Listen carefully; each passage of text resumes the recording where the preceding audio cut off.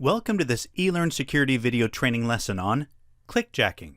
Clickjacking is a technique, also known as user interface, UI redressing, where an attacker tricks a victim into clicking on a resource, such as a link, button, images, and so on, that is different from what he is actually intending to click on. Technically, an attacker that wants to perform this attack creates a malicious HTML page. This page can contain two overlapping layers, one malicious and the other the actual target of the click. The malicious layer is what is visible to the victim and contains an apparently innocuous resource. It could be the play button of a video, for example, that the victim should feel secure clicking on. The target layer, included via an iframe, is invisible to the victim and contains the resource that will actually be clicked. This layer usually contains a button or a link that will perform an operation that the victim would be unwilling to commit or perform under normal circumstances. In order to work, we have some prerequisites. The attacker can load the content from the target website. The attacker can make the content of the target website to be on top and set it transparent. Moreover, the attacker should be able to make the content of his website line up perfectly to what he wants to click on the target. Now that we know what clickjacking is and how it works, let us see a few examples to help us better understand the attack. The target web application for our attack is hosted at the following domain: voteforthecompanyoftheyear.site. As we can see, it is a simple web application that allows users to vote for a specific company. The first thing we have to check is if we are able to load the content of this page in our website. Our website is hosted on the domain clickjacking.site. As we can see, the content of the page is the same as the target website. We have just created an iframe pointing to the target web page and set a few CSS rules to make it appear well aligned. Let's inspect the code of the page to make things clear.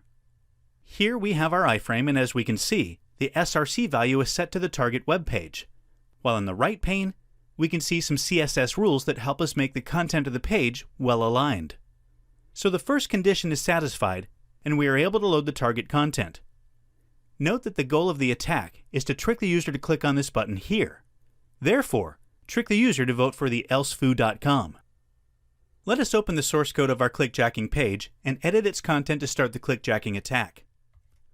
First, let's delete the HTML comment here in order to display the content of our page. Our victim will see this content. Moreover, let's set the opacity of the iframe to 0.5. This allows us to see and distinguish the two layers of the page.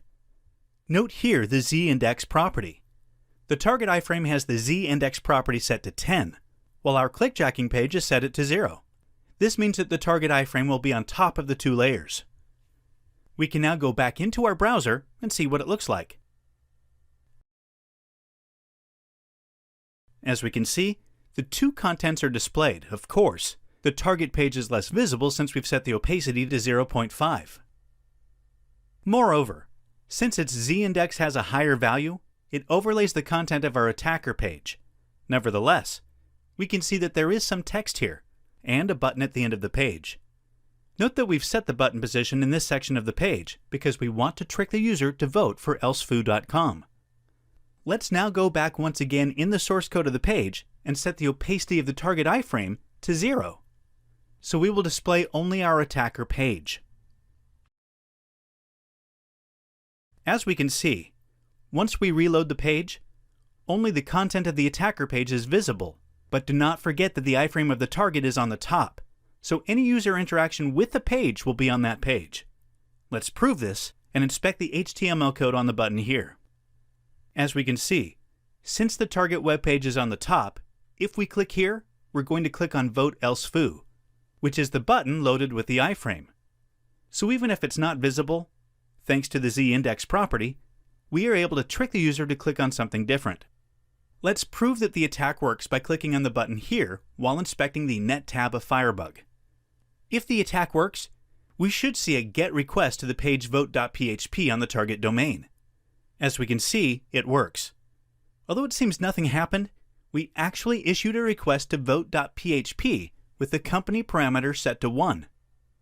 Of course, no changes appear here because the opacity of the iframe is still set to 0, and then we do not see the response of the page.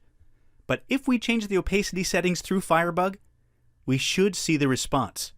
So let's open the HTML tab, select the iframe, and set the opacity to 1. Here, there is the response of our action. We actually voted for the company.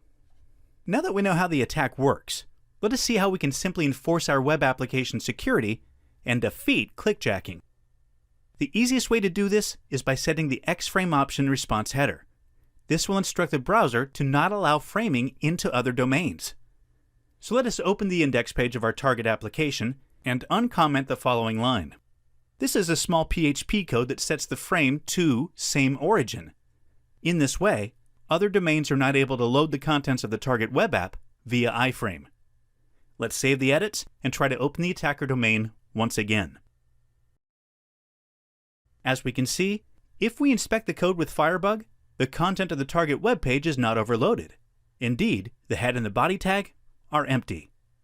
And this concludes our video lesson on clickjacking. Thanks very much for joining us.